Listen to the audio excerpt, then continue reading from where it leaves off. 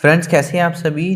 आज फिर से हम समरी लेकर के आए हैं क्लास 9 का चैप्टर बिहाइव बुक का पैकिंग। और इस चैप्टर को बड़े ध्यान से सुनिएगा। इसमें ना कुछ नाम हैं, क्योंकि इंग्लिश नेम्स हैं। इनको अगर ध्यान से सुनेंगे और इनकी स्पेलिंग ज़रूर याद कर लेना, सो दैट आप एग्ज़ाम में बिल्कुल सही लिख करके इसको आएँ। ट्रांसलेशन आना बहुत ज़रूरी होता है बच्चों, ताकि हम जो समरी सुना रहे हैं वो कहानी नुमा आपके दिमाग में रहे और जैसा क्वेश्चन पूछ रहा है वैसा हम आंसर कर पाएँ।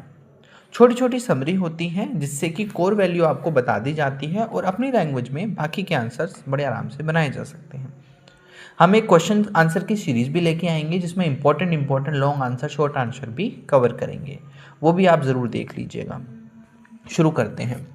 कहानी में 3 मुख्य पात्र हैं। लेखक स्वयं, जिसका नाम है जीरोम, उनके दोस्त हैरिस और जॉर्ज हैं। उनका कुत्ता है जिसका नाम है मोंट मोरेंसी। ये तीनों दोस्त एक यात्रा पर जाने की योजना बना रहे हैं। यात्रा से पहले सबसे जरूरी काम होता है सामान बांधना, यानी कि पैकिंग। लेकिन यह काम उनके लिए बहुत कठिन और उलझन भरा साबित होता है। कहानी की शुरुआत में लेखक बड़े आत्मविश्वास के साथ कहता है कि वह पैकिंग में कुशल है और यह काम बहुत ही खुद करेगा क्योंकि आसान है।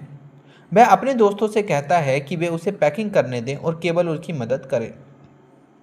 लेकिन जैसे जैसे वह पैकिंग शुरू करता है उसकी असली क्षमता सामने आने लगती है। वह बहुत धीरे धीरे और लापरवाही से सामान बांधता है। वह बार बार चीज़ें भूल भी जाता है। उन्हें फिर से निकालकर सही जगह रखने पर विवश हो जाता है। उदाहरण के लिए वह टूथब्रश पैक करना भूल जाता है और बार बार बैग खोलकर उसे ढूंढता है। इससे उसकी पैकिंग प्रक्रिया बहुत ही लंबी और उलझन भरी हो जाती है। जब लेखक की पैकिंग खत्म हो जाती है और हैरिस और जॉर्ज भी अपना सामान बांधने का फैसला करते हैं, लेकिन उनकी हालत भी लेखक से बेहतर नहीं होती। वे भी सामान को सही तरीके से नहीं रख पाते और कई बार चीज़ों को गिरा देते हैं। वे कपड़े गलत तरीके से रखते हैं और बैग को बार बार खोलते और बंद करते हैं। इस दौरान उनका कुत्ता मोंट मोरेंसी भी बहुत शरारत करता है। वह हर चीज़ में दखल देता है और पैकिंग को और भी कठिन बना देता है। वह चीज़ों के ऊपर बैठ जाता है, उन्हें इधर उधर कर देता है और कभी कभी तो चीज़ों को गिरा भी देता है। उसकी शरारतों से पूरा माहौल और भी हास्यपूर्ण हो जाता है। एक मज़ेदार घटना तब होती है जब जॉर्ज और हैरिस मक्खन को पैक करने की कोशिश करते हैं।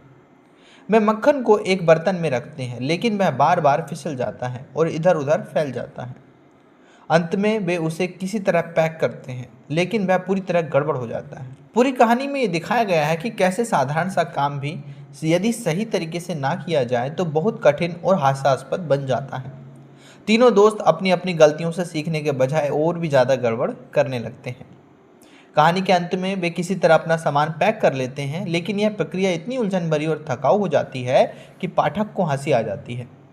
लेखक ने इस पूरी घटना को बहुत ही हल्के फुल्के और मज़ेदार अंदाज में प्रस्तुत किया है। ये कहानी हमें सिखाती है कि कभी भी काम को करने का सही तरीका ही अपनाएं और योजनाबद्ध चीज़ें रखी होनी चाहिए। साथ ही यह भी दिखाती है कि कभी कभी छोटी छोटी गलतियों से बड़ी परेशानी पैदा हो जाती है।